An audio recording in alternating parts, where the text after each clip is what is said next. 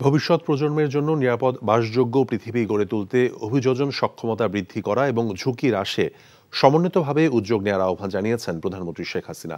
এ লক্ষ্যে 6 দফা প্রস্তাব তুলে ধরে প্রধানমন্ত্রী বলেছেন, যুদ্ধে অর্থ ব্যয় না করে জলবায়ু রক্ষায় খরচ করলে বিশ্ব রক্ষা পেত।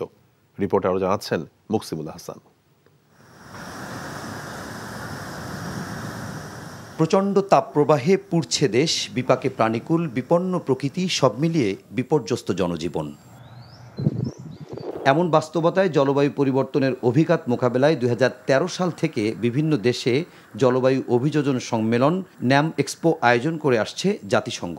এরই ধারাবাহিকতায় ঢাকায় প্রথমবারের মতো অনুষ্ঠিত এই এক্সপোতে অংশ নিচ্ছে 104টি দেশের বিভিন্ন সংস্থার প্রতিনিধিরা।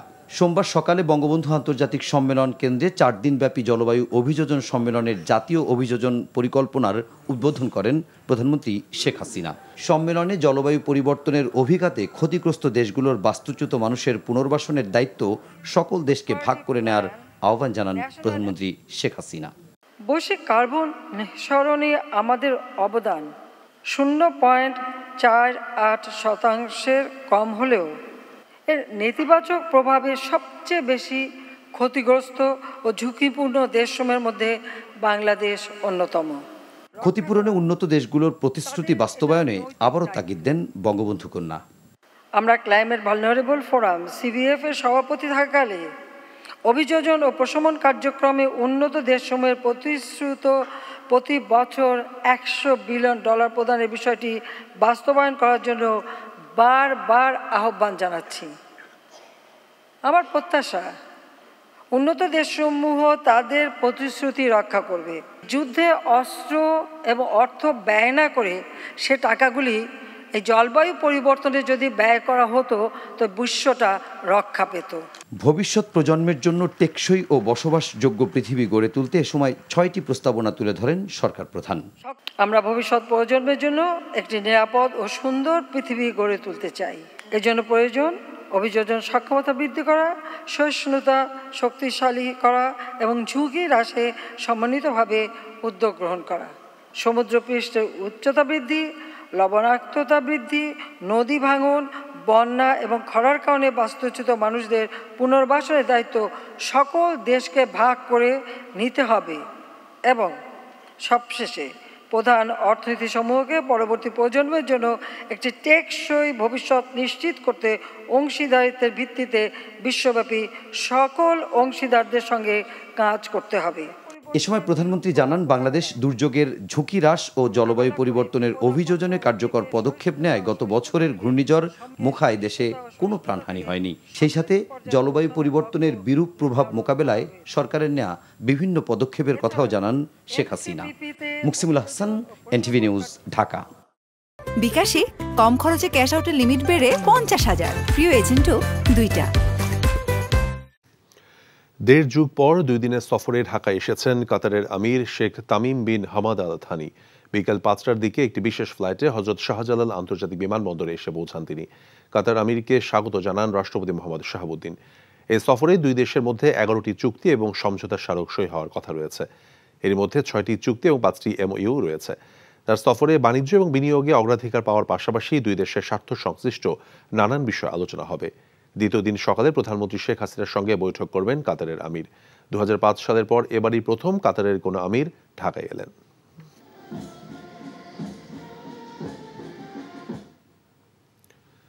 দ্বিপাক্ষিক রাষ্ট্রীয় সফর এবং UN SCAP এর 80তম সেশনে অংশ নিতে আগামী বুধবার 6 দিনের সফরে থাইল্যান্ডে যাচ্ছেন প্রধানমন্ত্রী শেখ হাসিনা।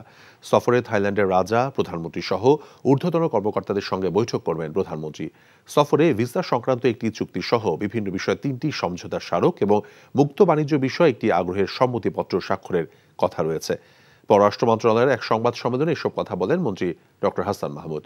পররাষ্ট্রমন্ত্রী বলেছেন, জাহাজ MV আবদুল্লাহর নাবিকদের মানসিক অবস্থা পর্যালোচনা করে পরবর্তী ব্যবস্থা নেওয়া হবে। এ সময় বিএনপির সমাবেশ ডাকা নিয়ে মন্ত্রী বলেন, সমাবেশের নামে জ্বালাও পোড়াও করলে কি ব্যবস্থা নিতে হবে তা সরকারের জানা আছে।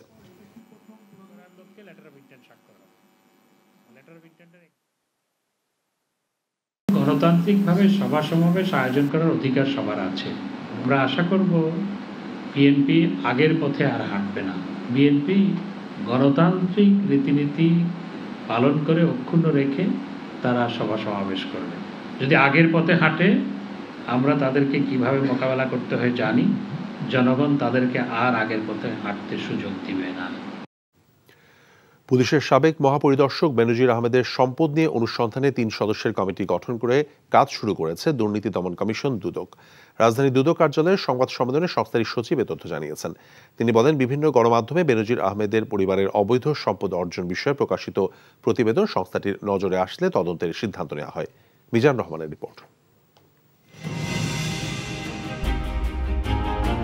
গত ৩১ মার্চ সাবেক আইজিপি বেনজির আহমেদের বিরুদ্ধে অবৈধ সম্পদ অর্জন নিয়ে প্রতিবেদন একটি জাতীয় দৈনিকে প্রকাশিত হয়।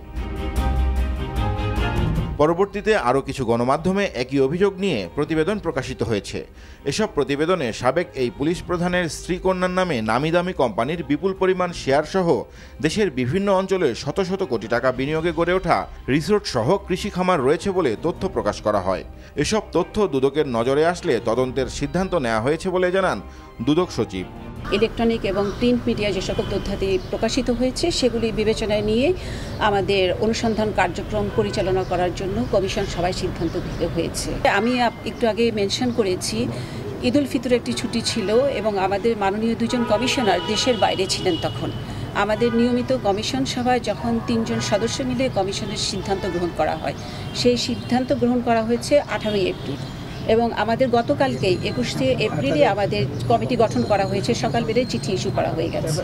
বেনজির আহমেদের সম্পদ নিয়ে দুদকের অনুসন্ধান কমিটির সদস্যরা হলেন উপপরিচালক হাফিজুল ইসলাম, সহকারী পরিচালক নিয়ামুল হাসান গাজী ও জয়নাল আবেদিন।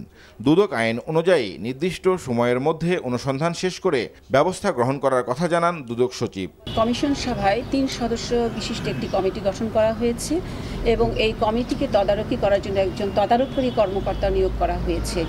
এই অনুসন্ধান কার্যক্রম চলাকালীনই আসলে অনুসন্ধানের ধারাবাহিকতা যা যা প্রয়োজন সকল কিছু বিধি মোতাবেক সংগ্রহ করা হবে। এদিকে বেনজির আহমেদের সম্পদের বিষয়ে গণমাধ্যমে প্রকাশিত রিপোর্ট অনুসন্ধানে নির্দেশনা চেয়ে হাইকোর্টে একটি রিট আবেদন করেছে একজন আইনজীবী।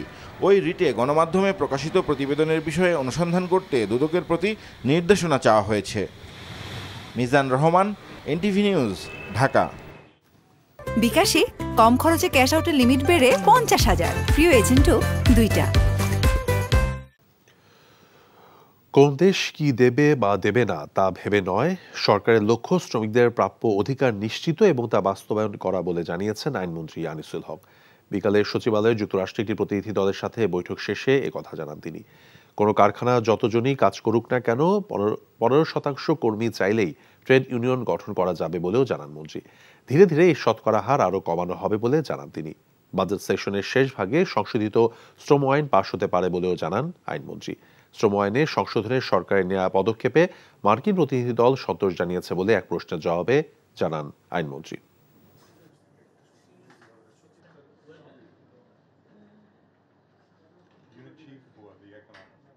কোনো দেশ কি আমাদেরকে দিবে কি আমাদেরকে দিবে না সেটার উপরে নির্ভর করে আমরা শ্রমিকদের অধিকারের ব্যাপারে চিন্তাভাবনা করব না।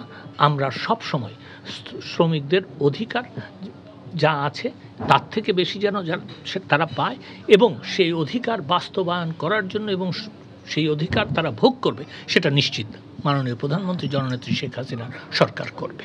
তো এই আলোচনার পরে তারা আমাকে যেটা বলেছেন সেটা হচ্ছে তারা অত্যন্ত সন্তুষ্ট হয়েছেন। অবশেষে সংযুক্ত আরব আমিরাতের শারজার আল হামরিয়া বন্দরে নোঙ্গর করেছে সোমালীয় জলদস্যুদের কাছ থেকে ছাড়া পাওয়া বাংলাদেশি জাহাজ এমভি আবদুল্লাহ। এনটিভি আমিরাত প্রতিনিধি মামুনুর রশিদি জানান, সব আনুষ্ঠানিকতা শেষে স্থানীয় সময় সন্ধ্যা 7:30টায় জাহাজটি বহির্নোঙ্গর থেকে বন্দরে নোঙ্গর করে। এ সময় সেখানে সংযুক্ত আরব আমিরাতের বাংলাদেশ দূতাবাসের রাষ্ট্রদূত, কর্মকর্তা এবং জাহাজটির মালিক পক্ষের প্রতিনিধিরা উপস্থিত ছিলেন। দীর্ঘ সময় শারজা বহির্নোঙ্গরে থাকলেও বন্দর কর্তৃপক্ষের অনুমতি না পাওয়ায় জাহাজটি বন্দরে ভিড়তে পারেনি। এর আগে সংবাদ সম্মেলন করে জাহাজটির মালিক পক্ষ এবং বাংলাদেশের রাষ্ট্রদূত জানান, জাহাজে থাকা 23 জন নাবিক সুস্থ রয়েছেন। তাদের ইচ্ছা অনুযায়ী নেওয়া হবে পরবর্তী সিদ্ধান্ত।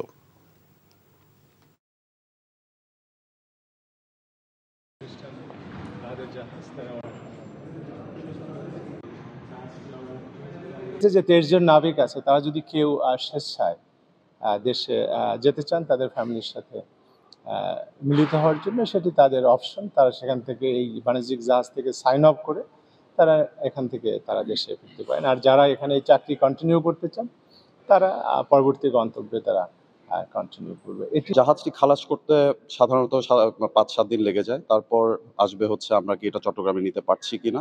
সো এগুলো সবগুলো সিদ্ধান্ত কিন্তু পর্যায়ক্রমে হবে। আমরা এই মুহূর্তে সার্বিকভাবে এখন আপনাদেরকে সবগুলো সিদ্ধান্ত দিতে পারছি। যাত্রীবাহী ট্রেনের রেয়াত সুবিধা প্রত্যাহার করার সিদ্ধান্ত নিয়েছে বাংলাদেশ রেলওয়ে। এর ফলে ট্রেনের ভাড়া কিছুটা বাড়বে। সোমবার এক বিজ্ঞপ্তিতে তথ্য জানায় বাংলাদেশ রেলওয়ে। বিজ্ঞপ্তিতে বলা হয়েছে 1992 সালে রেলে দূরত্ব ভিত্তিক এবং সেকশন ভিত্তিক রেয়াতি দেওয়া হয়েছিল। 2012 সালে সেকশনাল রেয়াত রহিত করা হলেও দূরত্ব ভিত্তিক রেয়াত বলবৎ থাকে। সম্প্রতি যাত্রীবাহী ট্রেনগুলোতে ভাড়া বৃদ্ধি না করে শুধু বিদ্যমান দূরত্ব ভিত্তিক রেয়াত প্রত্যাহারের সিদ্ধান্ত গ্রহণ করা হয়েছে। আগামী 4 মে থেকে সিদ্ধান্ত কার্যকর করা হবে। রেয়াত প্রত্যাহারের মাধ্যমে আগামী 4 মে থেকে ট্রেনের ভাড়া সমন্বয় করা হবে। আওয়ামী লীগের সাধারণ সম্পাদক ওবায়দুল কাদের কোন সেক্টরে যুদ্ধ করেছেন এই নিয়ে প্রশ্ন তুলেছেন বিএনপি চেয়ারপারসন উপদেষ্টা জয়নুল আবেদীন ফারুক। বলেছেন, ভারতের উপর ভর করে সরকার যত কিছুই করুক বিএনপিকে ধ্বংস করা যাবে না। জাতীয় প্রেস ক্লাবের সামনে এক মানববন্ধনে এসব কথা বলেন তিনি। গণতন্ত্র প্রতিষ্ঠার পথে ভারত যতদিন বাধা হয়ে দাঁড়াবে ততদিন সে দেশের পণ্য বর্জনের আন্দোলন চলবে বলেও মন্তব্য করেন ফারুক। বলেন, বিএনপি সংগঠিত হচ্ছে, শক্তি অর্জন করছে, ভোটাধিকার আদায় না হওয়া পর্যন্ত আন্দোলন থেকে পিছু হটবে না তাদের দল। জনগণের পকেট কেটে আওয়ামী লীগ সরকার ক্ষমতায় আসার 10 দিন উদযাপন করছে বলেও মন্তব্য করেন তিনি। ওবায়দুল কাদের সাহেব কোথায় যুদ্ধ করেছেন, কোন সেক্টরে যুদ্ধ করেছেন, নামটা বলেন। আর আমাকে প্রশ্ন করেন, আমার দলের মেজর হাফিজকে প্রশ্ন করেন, অ্যাডভোকেট ফজলুর রহমানকে প্রশ্ন করেন, মনিরুল্লাহ চৌধুরীকে প্রশ্ন করেন, কোথায় যুদ্ধ করেছে। 2000 কোটি টাকা পাচারের মামলায় ফরিদপুর শহর আওয়ামী লীগের অব্যাহতি পাওয়া সাধারণ সম্পাদক সাজ্জাদ হোসেন বরকত এবং তার ভাই ইমতিয়াজ হাসান রুবেল সহ 46 আসামির বিরুদ্ধে চার্জশিট গ্রহণ করেছেন আদালত। সোমবার ঢাকা মহানগর দায়রা জজ আর শামস জগলুল হোসেনের আদালত সিআইডির দেয়া সম্পূরক চার্জশিট গ্রহণ করেন। এদের মধ্যে সাজ্জাদ হোসেন বরকত, ইমতিয়াজ হোসেন রুবেল এবং এইচ.এম. ফুরাদ কারাগারে রয়েছেন। জামিনে থাকা 7 আসামি আদালতে হাজিরা দেন। অপর 36 জন পলাতক থাকায় আদালত তাদের বিরুদ্ধে গ্রেফতারি পরোয়ানা জারি করেছেন। একই সঙ্গে আগামী 30 মে গ্রেফতার সংক্রান্ত প্রতিবেদন দাখিল করতে বলেছেন আদালত। 2000 কোটি টাকা পাচারের অভিযোগে 2020 সালের 26 জুন ফরিদপুর শহর আওয়ামী লীগের অব্যাহতিপ্রাপ্ত সাধারণ সম্পাদক বরকত এবং তার ভাই রুবেলের বিরুদ্ধে রাজধানীর কাফরুল থানায় মামলা দায়ের করেন সিআইডির পরিদর্শক এস.এম. মিরাজ আল মাহমুদ। বিনামূল্যে সুচিকিৎসা, শিক্ষা কার্যক্রম, রান্না করা খাবার, সেলুনের সুযোগ সুবিধা এবং স্যানিটারি সুবিধা সহ নানান রকম সেবা পেতে যাচ্ছেন নারায়ণগঞ্জের অসহায়, গরিব, দুস্থ এবং সুবিধা বঞ্চিত মানুষ। আমেরিকা সহ বিশ্বের বিভিন্ন দেশে সেবা প্রদান করে যাচ্ছে আমেরিকা থেকে পরিচালিত অলাভজনক সেবামূলক এই প্রতিষ্ঠানটি। বাংলাদেশকে ভালোবেসে এর পিছনে অর্থায়ন করেছেন বিশিষ্ট সমাজসেবক, আমেরিকান প্রবাসী শাহরিয়ার রহমান এবং ডাক্তার শামীম আহমেদ সহ বহু প্রবাসী বাংলাদেশি। তারা জানান, দেশের প্রতি ভালোবাসা থেকে তাদের এই উদ্যোগ। এই উদ্যোগকে স্বাগত জানিয়েছেন জাতীয় সংসদের হুইপ মাশরাফি ইবনে মুর্তজা সহ বিশিষ্টজনেরা। বিকাশে কম খরচে ক্যাশ আউটের লিমিট বেড়ে 50,000, প্রিয় এজেন্টও 2টা।